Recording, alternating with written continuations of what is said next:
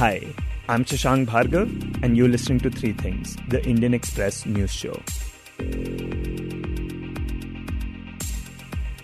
As some of you may already know, this week on the show, we've been looking at some of the biggest moments of 2025.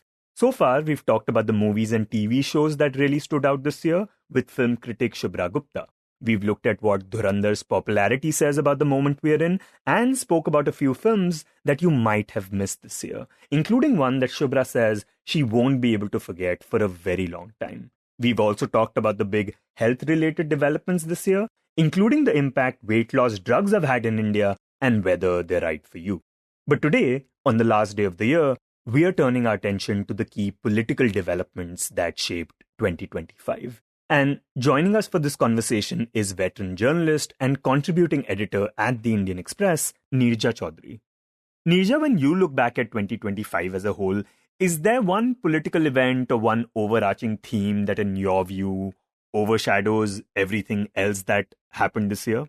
Well, more than one political event, 5 political personalities overshadow others during 2025. And if I look back, these 5 personalities are Arvind Kejriwal, Prime Minister Narendra Modi, Shashi Tharoor, Nitish Kumar, and Priyanka Gandhi. The politics of 2025 has revolved around these 5 personalities, and it is likely to influence the politics of 2026.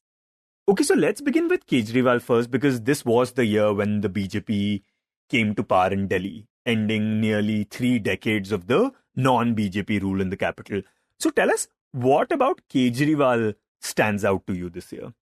You see, the BJP coming to power in Little Delhi, as it's known, was a very significant development, coming as it did after its runaway success in Haryana and Maharashtra last year. And that offset the setback it had suffered in the 2024 election, surprisingly not winning a majority. So given that, Delhi, many people felt that Kejriwal might make it. And in his initial round, after he was released from jail, he was doing well.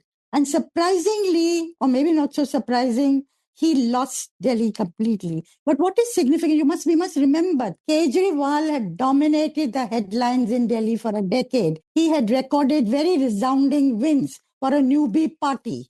And at that time, when he hit the scene, he was seen as a possible replacement to the Indian National Congress nationally, right in the future, sometime in the future, and playing a decisive national role.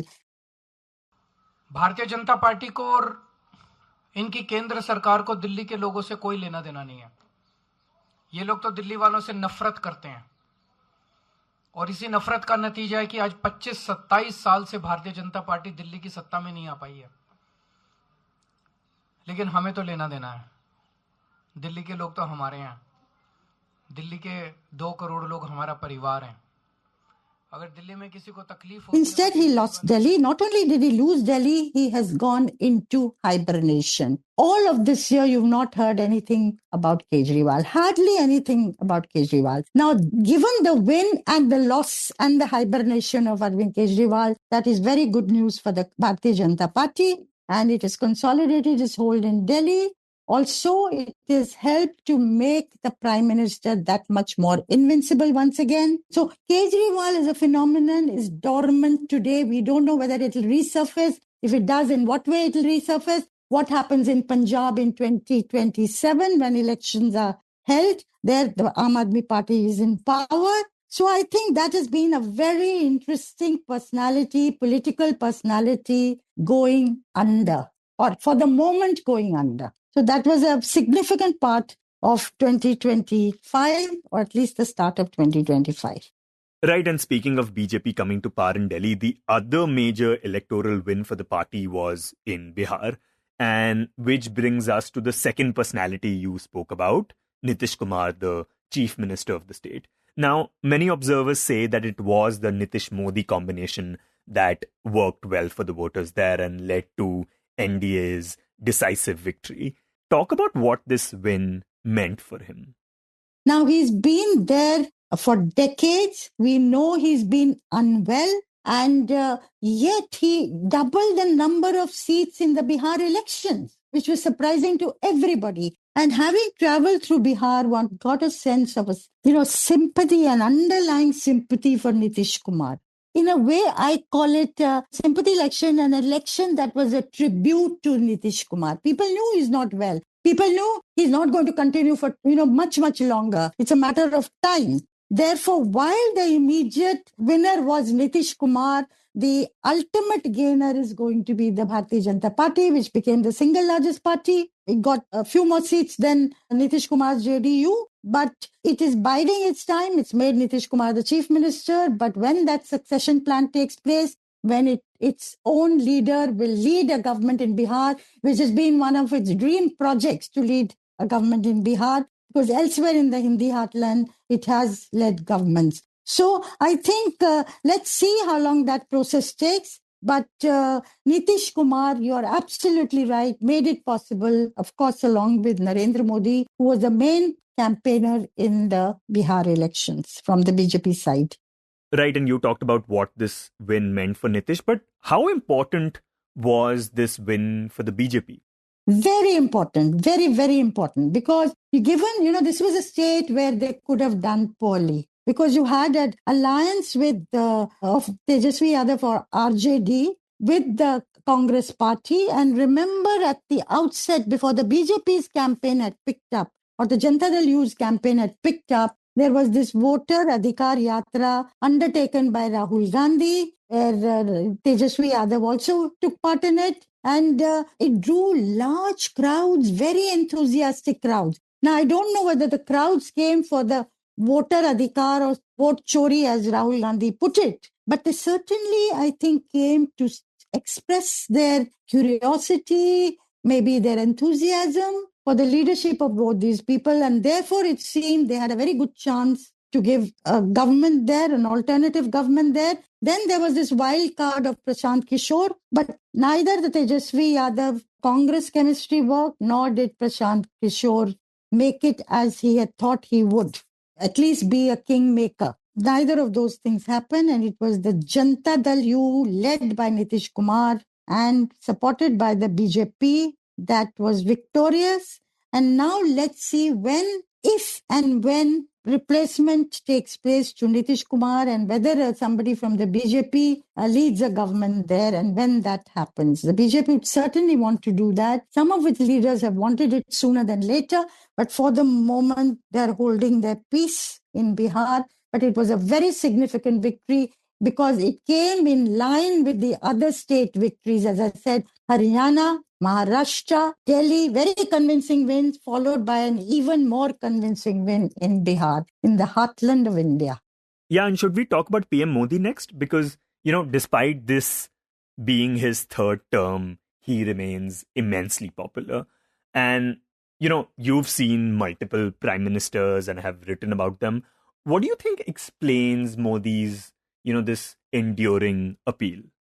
I think part of it is, that people may be dissatisfied, and they are dissatisfied. If I may go back to Pahalgam, the terror attack, followed by Operation Sindoor, which was India's, response, attacking the terror havens in Pakistan, and enough is enough signal to Pakistan. But going for the ceasefire when India did, and with Donald Trump, the president of the United States of America, claiming more than 30 times that it was America that had effected the ceasefire between the two countries, India and Pakistan, it came as a setback, particularly to the hardcore constituency of the BJP, which felt that we should not have gone in for a ceasefire when we did. So this was I think, a setback politically, but very quickly, the BJP and the Prime Minister had sent multi-party delegations to all corners of the world to explain India's stand. And it had people like Manish Tiwari, Salman Khurshid, Shashi Tharoor, Supriya Sule, many others from, leading figures from other parties forming these multi-party delegations. Now, more than the word capital, the message was for domestic audience back home of why India had done that. And I think that was it was a master stroke because for a variety of reasons. Pakistan समझ ले 3 बार घर में घुस करके मारा है तुम्हें।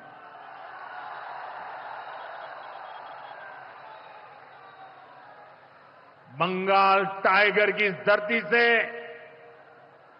140 करोड़ भारतीयों का ऐलान है। Operation Sindoor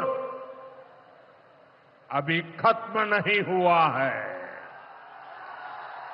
And very quickly they overcame this setback, and while again and again refuting that India had not come under pressure of the United States of America to go in for a ceasefire.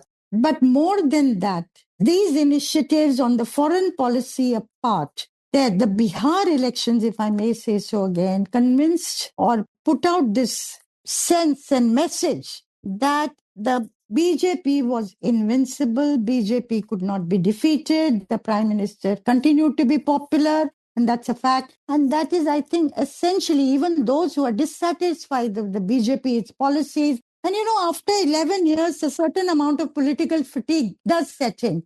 But the absence of a clear alternative on the opposition side makes people turn back to the BJP and Narendra Modi again and again. They still see him as a strong leader and who they feel may have made mistakes, may make mistakes, but is there for them. So I think that is a reason for that regaining of that invincibility which surrounded him in his second term in office. But he lost somewhat of that sheen when the BJP failed to get a complete majority in 2024. And then a little bit after Operation Sindoor with its own hardcore supporters, I think they have managed to overcome that. And today they say openly, that leaders, senior leaders say openly that nationally there is no challenge to them at all. States, they will have to fight the battles when elections are held in 2026. Very important elections are held in 2027 in UP, Gujarat, Punjab.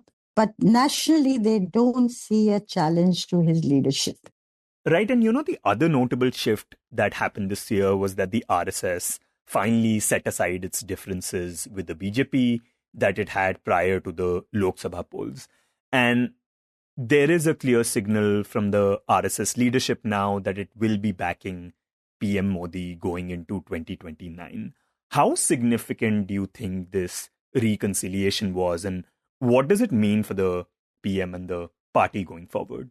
I think, one of the reasons why they got 240 seats, Lok Sabha seats in 2024 was the RSS held back. It did not campaign, its cadre didn't campaign for the party as it has done in the past. That is particularly in Uttar Pradesh, where they lost, came down from 62 seats, Lok Sabha, to 33. It's a huge loss. And that was the reason why they came down to 240. And the RSS was unhappy with the BJP leadership on a whole host of things. And the parleys went on all through the latter half of 2024 and the earlier part of 2025. And at various levels, these meetings went on. But at the end of it, the RSS, even on the question of who would be the next party president in place of Mr. J.P. Nadda, finally, Mohan Bhagwat, the RSS chief, said that this is a decision that would be taken by the Prime Minister and they would go along with it. But of course, there has been internal parleys and they have come to a certain conclusion. They've announced the name. It was not a very well-known figure, not one of the high-profile figures as we know. And so you're right. I think they have addressed certain concerns of the RSS and the RSS has gone back to supporting the BJP. But even in the Haryana elections and the Maharashtra elections in particular, and Delhi elections, the RSS and Bihar elections, the RSS did put its best foot forward for all the differences that existed, unlike Lok Sabha, particularly Uttar Pradesh. So, yes, I agree with you. The RSS probably is going to be backing Mr. Narendra Modi unless something dramatic happens that we can't foresee. Yes, the differences seem to have been ironed out. Now, not everything may have been perfectly worked out, but they have both have gone in for a give and take. Right, and when we talk about the party under his leadership, it remains strong, especially when we look at the laws that were passed in 2025. Earlier in the year, there was the controversial Waqf Amendment Act that faced a lot of protests.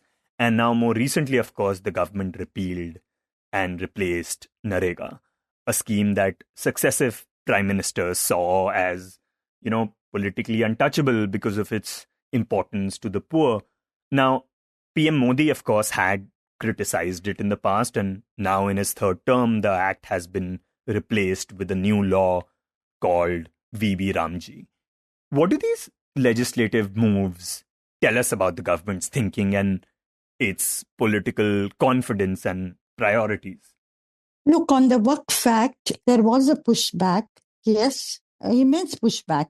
But again, it's part of the ideological framework of the BJP that it has been pursuing over the years that it has been in power. So the Muslims may be unhappy, the Hindus get happy. It polarizes the situation, which yields the BJP rich electoral dividends.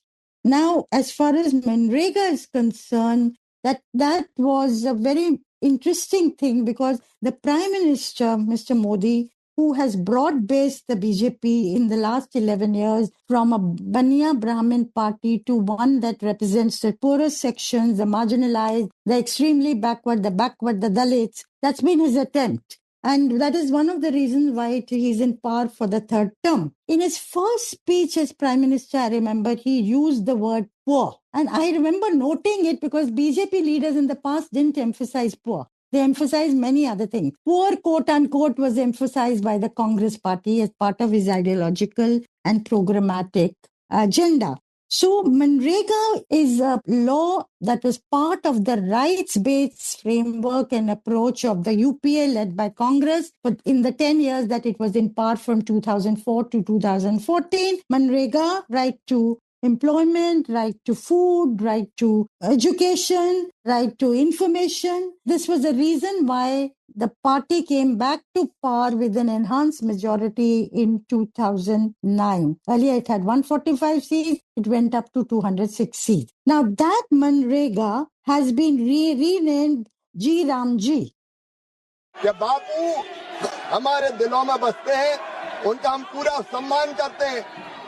और बापू ही कहते थे राम राज, राम हमारे रोम रोम में रमे हैं, राम हमारी हर सांस में बसे हैं, बिना राम के ये देश नहीं जाना चाहता। पता नहीं क्यों जी राम जी नाम आ गया तो ये भड़क गए।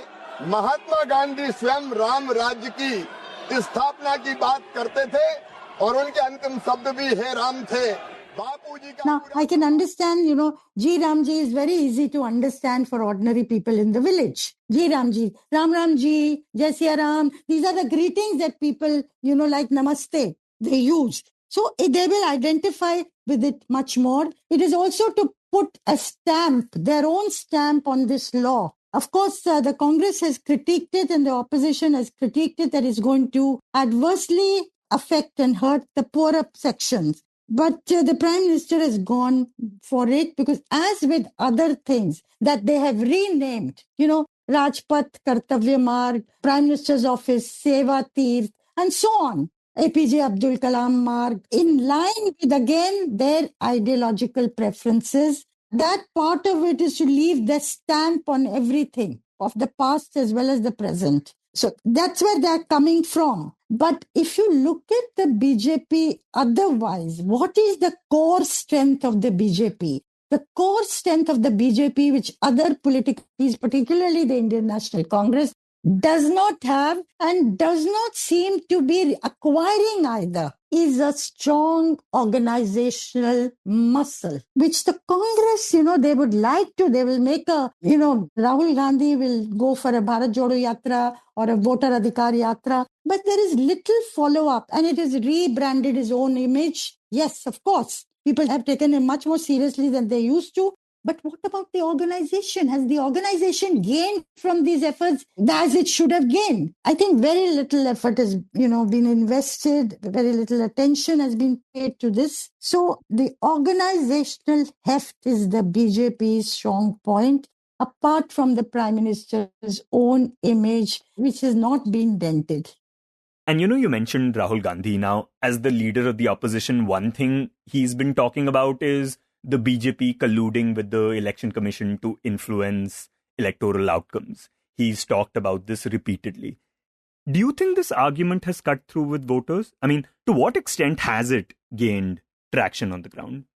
I think it did not gain traction. There were, one heard voices of people in, say, Maharashtra, I remember, saying, but that's not the way we voted. What has happened? There were doubts, question marks. And even in Bihar, to begin with, there were question marks. But they did not pursue it. Number one, Rahul Gandhi disappeared after that yatra for 57 long days. They came back at the beginning, when the campaign had picked up and the other side had got into the act. Number one. Number two, the manner in which they have done their messaging has not had traction. Somewhere, voter chori may be all right, but it hasn't had traction for whatever reason as an electoral issue. But overall, the messaging of the Congress does not have an appeal. So they're not able to convert it into slogans, programs that appeal to ordinary people. The biggest anti-national act you can do is vote chori. There's no bigger anti-national act that you can do than vote chori.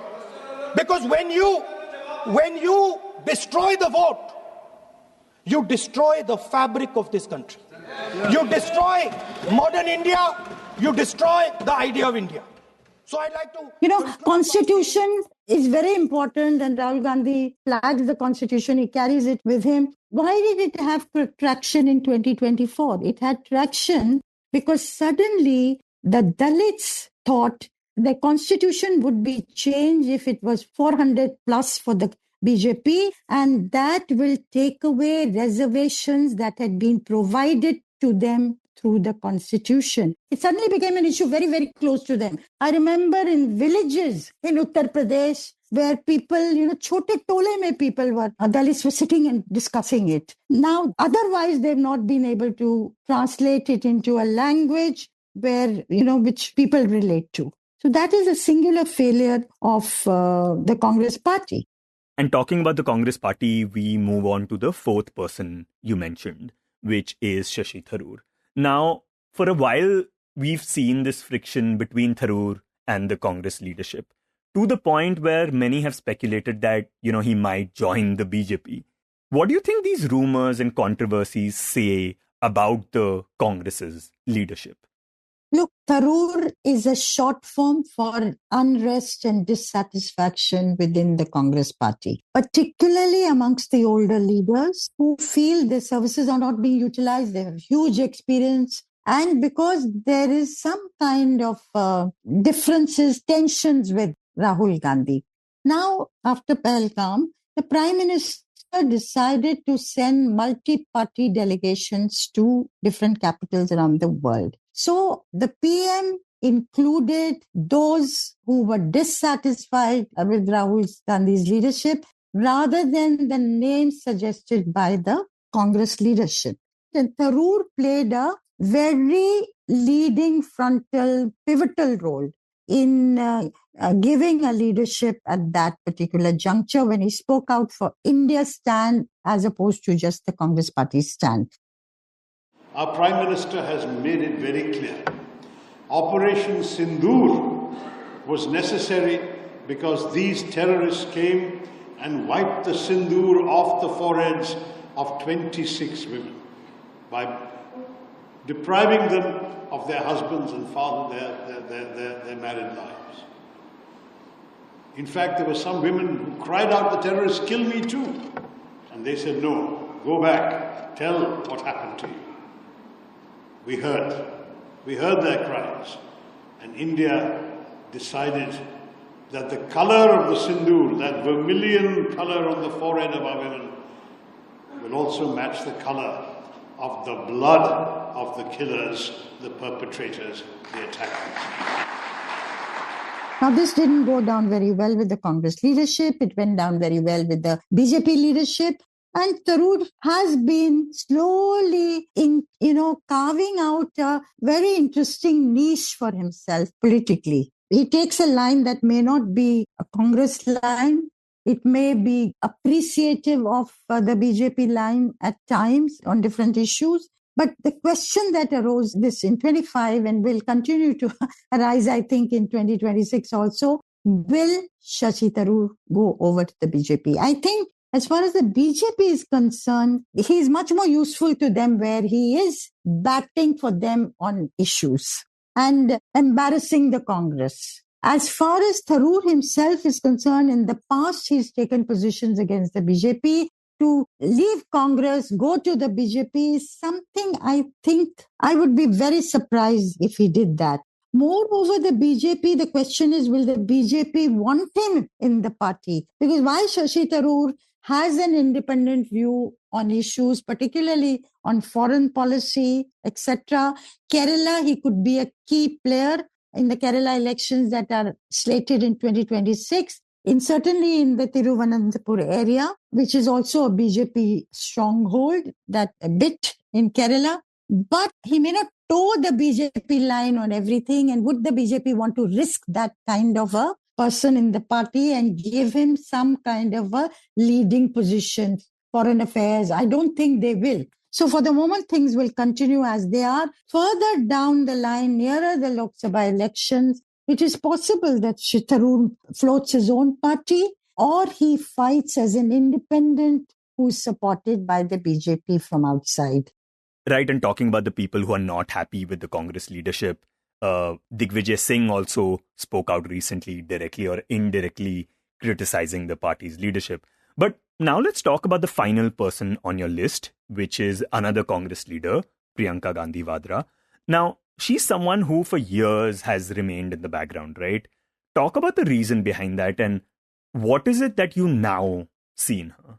Look, in 2004, I do know that the family decided together, Sonia Gandhi, Rahul Gandhi and Priyanka, that it would be Rahul, not Priyanka. I think they debated whether it could be all three who could stand for elections at that time. And they decided it would be Sonia and Rahul only. Unlike the decision last year when they came to the conclusion that all three of them could be in parliament. At that time, it was said that her children were very young and they needed her attention. So over the years, she confined herself to nursing her mother and brother's constituencies in Uttar Pradesh. And she would campaign there and, concentrate her efforts there. Then, of course, from time to time, voices would be raised, bring Priyanka into politics, but Mrs. Gandhi, Sonia Gandhi, was not in favor. And many people, particularly Sonia Gandhi, felt it had to be Rahul, not Priyanka. Now, Priyanka has come into parliament last year and she's showing herself to be a very good parliamentarian.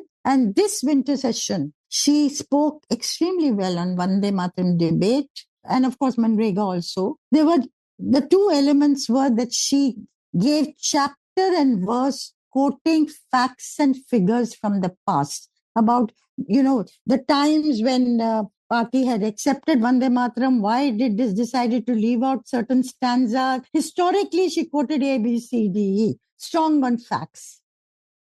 Vande Mataram की जो chronology है वो भी आप समझिए, जो असली chronology है 1875 में महाकवि बंकिम चंद्र चट्टोपाध्याय ने इस गीत के पहले दो अंतरे लिखे जो आज हमारे राष्ट्रगीत घोषित हुए हैं, मतलब जो घोषित हुए थे और जिसको हम आज अपना राष्ट्रगीत कहलाते हैं। ये पहले दो अंतरे लिखे 1882 में 7 साल बाद उनका एक उपन्यास प्रकाशित हुआ, आनंद मठ। उस उपन्यास में यही कविता उन्होंने प्रकाशित की, लेकिन इसमें 4 अंतरे जोड़ दिए। 1896 में कांग्रेस के अधिवेशन में गुरुदेव रविंद्रनाथ टैगोर ने पहली बार ये गीत गाया। 1905 Priyanka did it in a manner which was without any unparliamentary language, without any personalized attacks. In fact, if you heard her speak in parliament, she was laughing, she was smiling, she was, taking on the opposition side with, very naturally doing this. And of course, they latched onto it, many people, to say there was a rift between Priyanka's coming to the fore, members of parliament speaking in her favor as a future prime minister. Even her husband struck that note that she would make a very good prime minister. It showed a rift between the siblings, Rahul Gandhi and Priyanka, and that Priyanka would make a better prime minister. And this, of course, the BJP did, trying to drive a wedge between the brother and the sister. Now, the Gandhi family has acted as a unit. I don't accept that, that there is a break there. Priyanka has so far at least accepted the leadership of Rahul to work under him. Rahul is the leader as far as the Congress party is concerned, Sonia Gandhi is concerned. So it could well be also projecting her that much more, could well be a part of a strategy on the part of the Congress High Command that, look, she is drawing eyeballs, she is getting traction, both at the level of the Congress worker, the Congress MPs, as well as at the ground level. So the moot point is 2027 will clarify the role Priyanka will play in Kerala, where, she is from Wayanad there. The campaigning she will do there. West Bengal, what is the role she plays? Tamil Nadu, what's the role she plays? Assam, what's the role she'll play? Many things will become clearer in the weeks and months to come. And Neerja, since we're talking about yet another member of the Gandhi family, I was wondering how hard is it for us to imagine the future of the Congress without any Gandhi family member?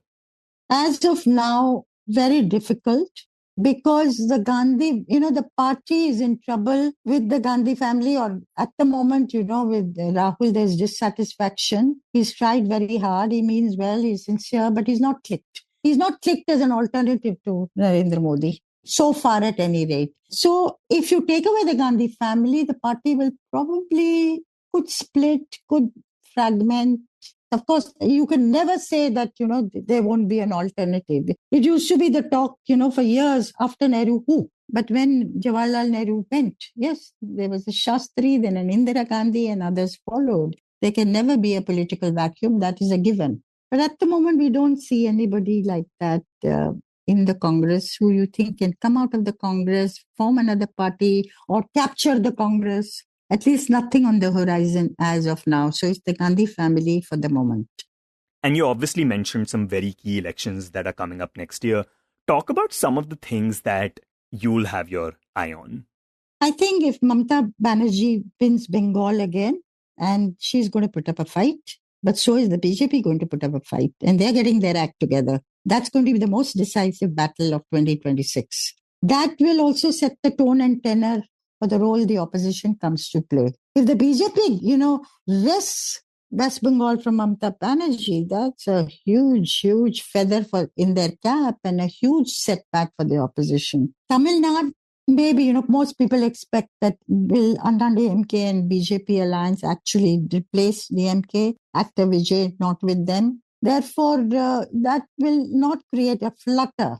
Congress winning will give it, new heart to the party, to a demoralized cadre. And they should be able to win Kerala. It's not so, they're well placed if they don't botch it up. And Assam is, as of now, Hemanta Biswa Sharma again. But Gaurav Gogoi has been putting up a fight. And much will depend on, the ground level shifts if they take place. And will it be a polarized situation in Assam which helps the ruling party, or will there be changes, as I say, at the ground level? So Bengal remains the most important election in 2026.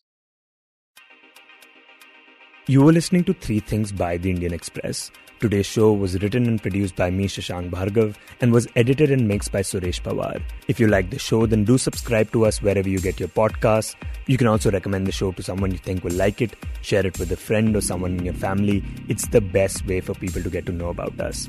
You can tweet us at Express Podcasts and write to us at podcasts@indianexpress.com.